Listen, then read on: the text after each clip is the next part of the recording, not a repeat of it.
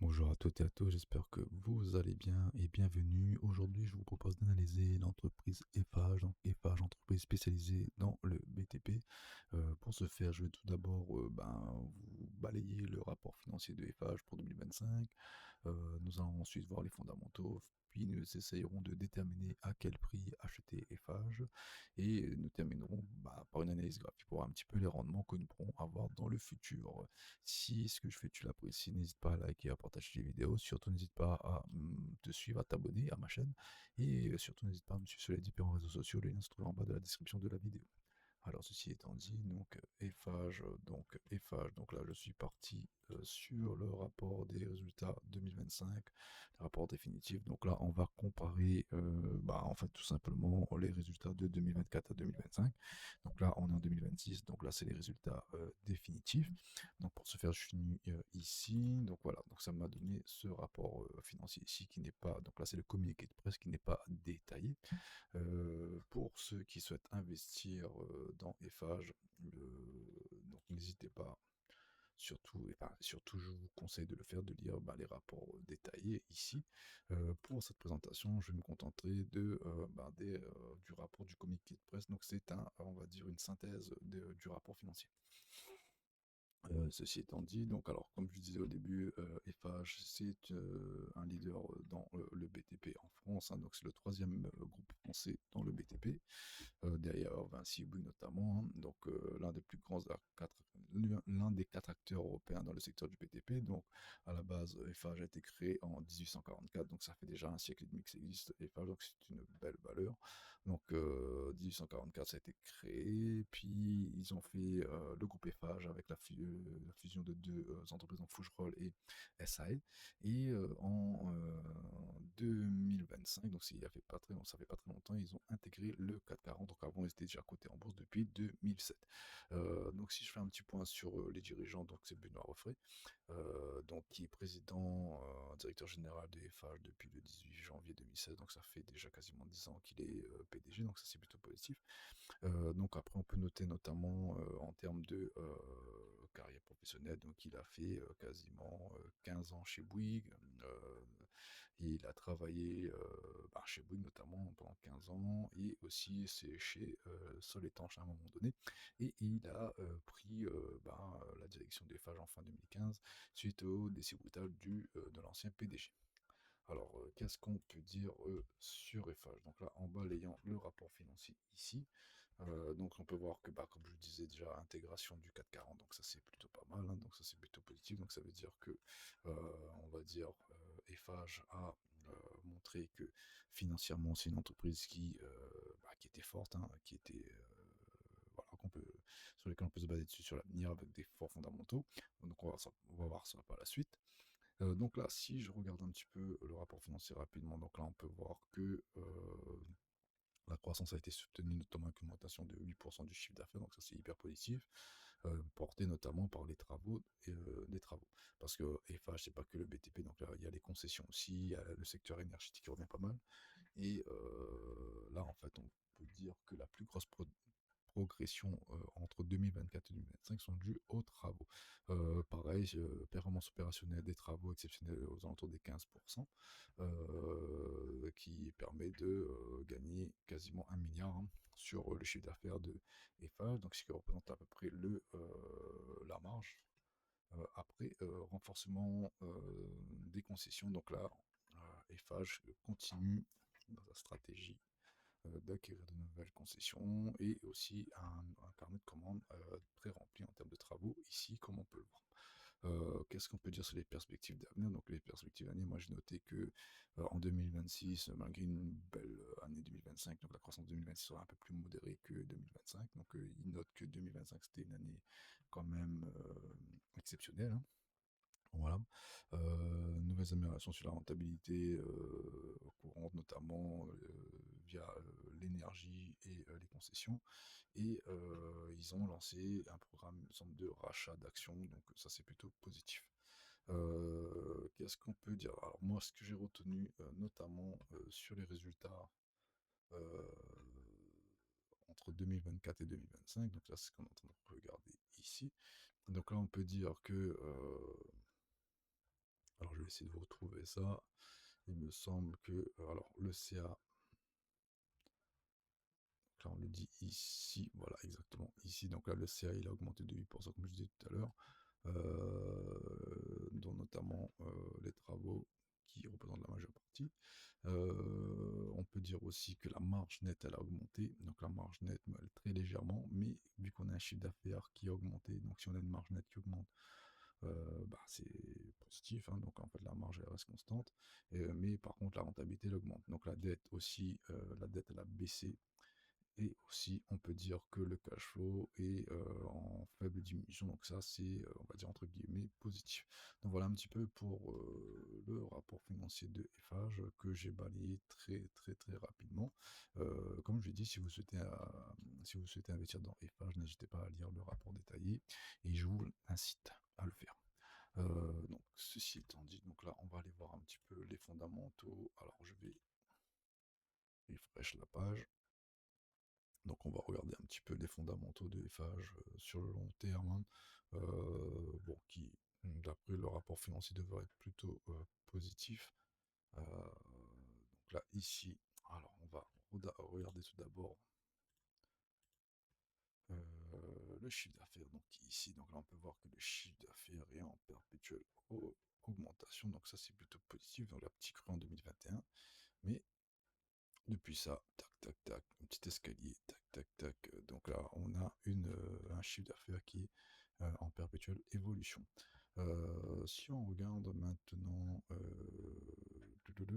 la marge ici, donc là, on peut voir que la marge, elle est constante.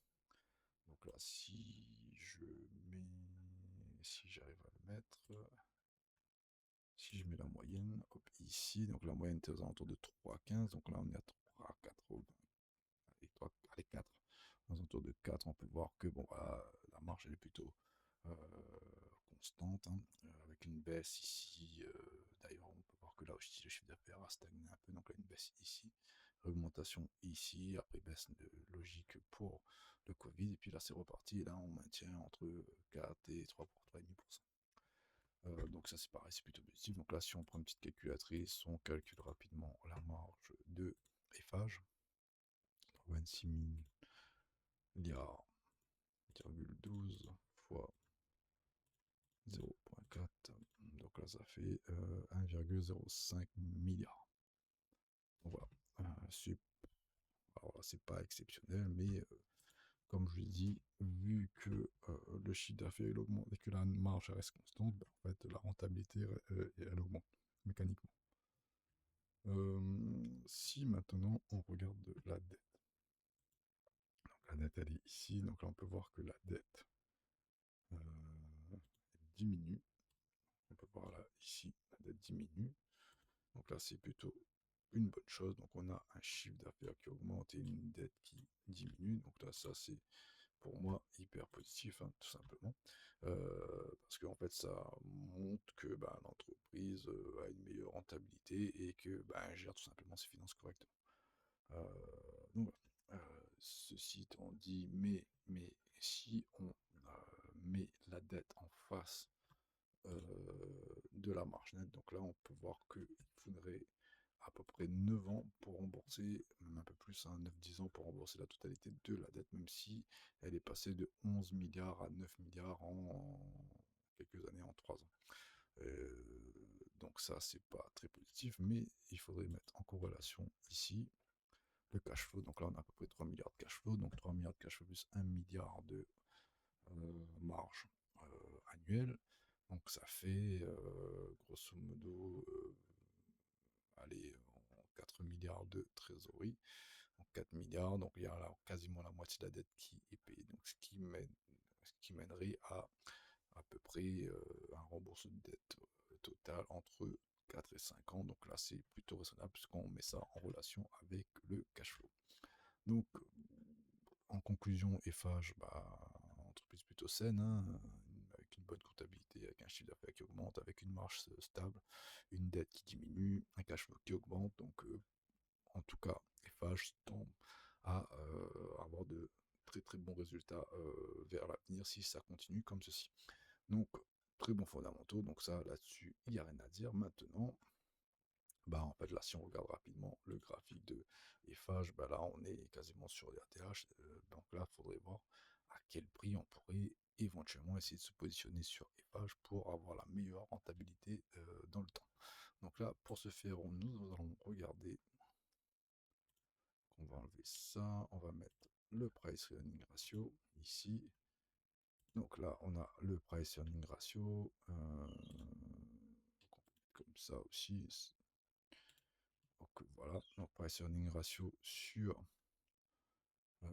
quasiment 20 ans. Donc là, ici, on peut voir qu'on a une moyenne aux alentours de 13,4 et on est aux alentours de 13. Donc 13 pour moi, c'est plutôt positif, hein, donc c'est plutôt correct. Donc là, comme ça, en faisant uniquement du fondamental, bah, ici, on pourrait éventuellement acheter un peu des phages parce que entre 10 et 20 fois les bénéfices, pour moi, ça reste correct. Maintenant, là, on peut voir que en 2025, il y a eu un point bas sur le PER allez, début 2025. Donc là, si on regarde début 2025, on était, alors on va passer en mensuel. Ouais, on était ici, hein, grosso modo. Donc là, ici, déjà, il y avait une opportunité uniquement quand on regarde le price earning ratio, hein. Donc là, ici, il y avait une opportunité d'achat. Et là, ici, on a doublé le PR et le prix, je pense, qu'il a dû faire à peu près la même chose. On est passé de 80 à 147. Donc ici, ça aurait été un bon endroit pour se positionner sur FH. Maintenant, pour moi, le prix à l'heure actuelle est un peu cher. Donc moi, si je devais me positionner sur FH, j'attendrais aller au plus bas 5 fois les bénéfices. Donc là, encore 5 fois les bénéfices, c'est l'un des plus bas. Donc on n'y est jamais allé, mais allez, 5 fois les bénéfices, 8 fois les bénéfices et 10 fois les bénéfices, je pense que là, ça serait quelque chose de plutôt correct. Donc là, si on calcule le prix des phages à 5 fois les bénéfices, donc là, voici ici, pour rappel, le calcul pour avoir le price earning ratio, hein. Donc nous, on va essayer de déterminer le cours de l'action. Donc là, pour ce faire, on va essayer de déterminer le bénéfice par action. Donc le bénéfice par action, tout simplement, c'est la marge fois le price earning ratio. Donc là, on va aller sur 5, on va négliger la dette et on va diviser ça par le nombre d'actions en circulation. On va venir chercher ici. Hop. Donc là, on peut voir que le nombre d'actions en circulation diminue, donc ça c'est plutôt pas mal. Donc 95 millions d'actions en circulation. Donc là, on va diviser ça par 0,095. Et là, ça nous donne un FH à 55 euros. Donc là, on va mettre ça directement sur le graphique.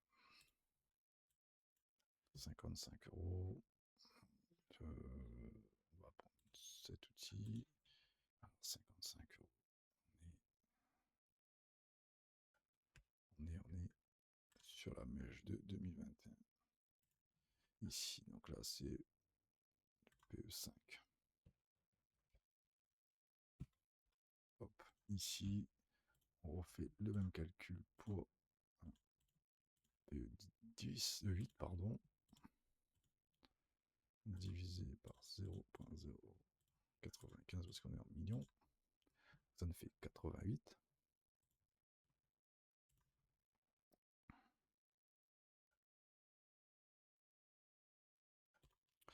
Ici, on va changer de couleur. Hop, ici, donc là, c'est le PE8.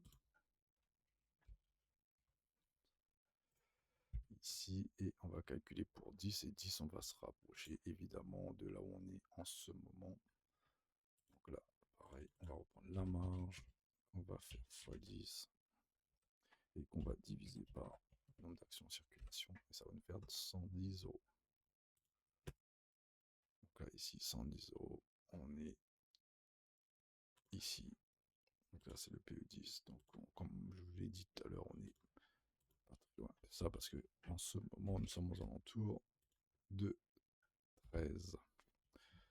Donc voilà, donc là maintenant, si on passe à l'analyse graphique, donc là, on va dire j'ai mis en place le prix par rapport aux fondamentaux de FH, donc là par rapport à l'action par bénéfice et par rapport au price earning ratio. Donc là j'ai déterminé quelle zone fondamentalement pourrait m'intéresser pour acheter FH pas trop cher entre guillemets.